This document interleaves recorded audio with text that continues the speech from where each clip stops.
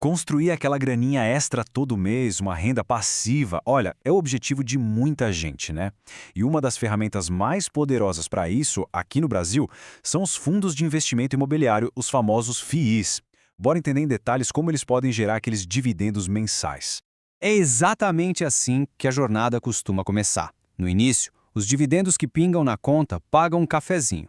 Mas aí, com o tempo e reinvestindo sempre, a coisa cresce, passa a pagar contas maiores, tipo aluguel, até que, um dia, pode cobrir todo o custo de vida. Esse é o poder do efeito bola de neve da renda passiva. Tá, mas como é que a gente transforma essa ideia em realidade? O segredo está em entender a base de tudo.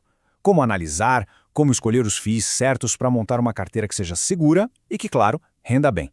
Vamos mergulhar nesse processo agora? Ok, o primeiro passo de todos é sacar que existem basicamente dois tipos principais de FIIs. Entender a diferença entre eles é fundamental. Estamos falando dos fundos de tijolo e dos fundos de papel.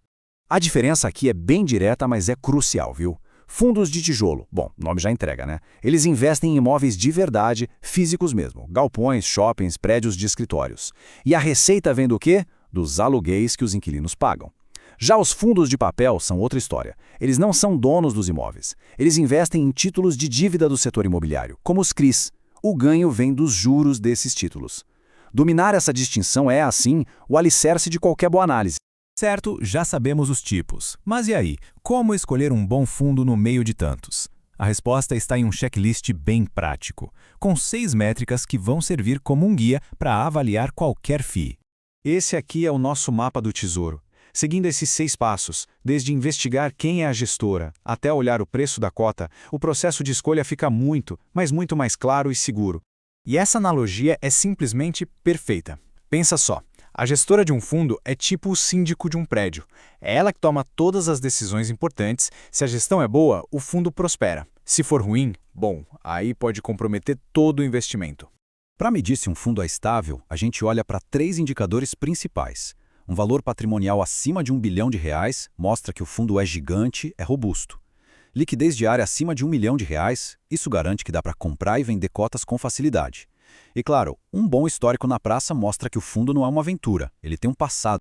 Agora, falando em dividendos, o que importa mesmo é a consistência. Por isso, a gente olha a média dos últimos 5 anos. Para um fundo de tijolo, uma média de dividend yield acima de 8% ao ano já é um ótimo sinal. Já para os fundos de papel, que normalmente rendem um pouco mais por estarem ligados a juros e inflação, a gente busca uma meta acima de 10%. Esses números ajudam a separar o joio do trigo. Essa aqui é talvez a métrica mais intuitiva de todas, o preço sobre valor patrimonial, ou P sobre VP. Basicamente, ela mostra se o preço da cota na bolsa está justo, caro ou barato. Se o P sobre VP está abaixo de 1,0, opa, sinal amarelo. Significa que o fundo está sendo negociado com desconto. É como se fosse uma oportunidade de comprar os ativos por menos do que eles realmente valem. Bom, agora que a gente já tem a teoria na ponta da língua, vamos para a prática. Vamos analisar 5 fundos bem conhecidos no mercado e ver como o nosso checklist se comporta na vida real. Olha só essa tabela, ela é ótima para comparar. De cara, a gente vê que todos os 5 são fundos grandes e com boa liquidez, mas o ponto que mais chama a atenção é a coluna do PVP.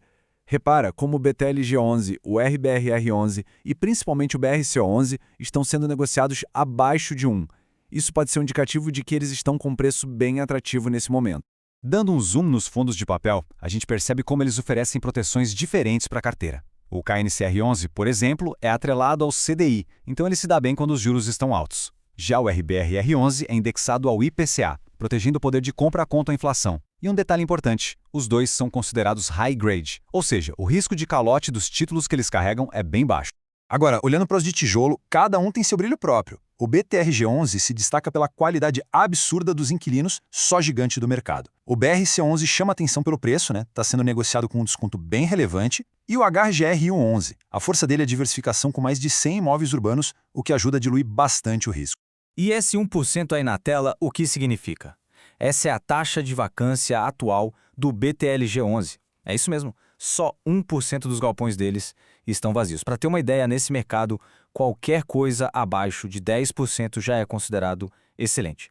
Um número tão baixo assim é sinal de uma demanda altíssima pelos imóveis do fundo. Então, a gente já viu os tipos de fundos, o checklist de análise, vimos exemplos reais. A pergunta que fica é: como juntar tudo isso numa carteira forte? A resposta está numa palavra mágica: diversificação. Uma carteira que aguenta o tranco não aposta todas as fichas numa coisa só. A estratégia mais inteligente é combinar a solidez dos fundos de tijolo com a proteção que os fundos de papel oferecem, dividindo entre aqueles ligados ao CDI, que seguem os juros, e os ligados ao IPCA, que protegem da inflação. Desse jeito, a carteira fica mais preparada, não importa para que lado a economia vá. E o mais importante é começar simples. Para quem está no início, uma carteira com 5 bons fundos, cobrindo esses diferentes tipos que a gente viu, já cria uma base muito sólida e diversificada. Depois, com o tempo, com mais experiência, esse número pode crescer para uns 10, talvez 15 fundos. No final das contas, analisar, escolher e diversificar são muito mais do que passos técnicos. São as ferramentas para construir uma fonte de renda que, com paciência e consistência, pode de verdade pagar o café, depois o aluguel e, quem sabe, a tão sonhada tranquilidade financeira. A pergunta que fica é: qual objetivo essa carteira vai ser construída para alcançar?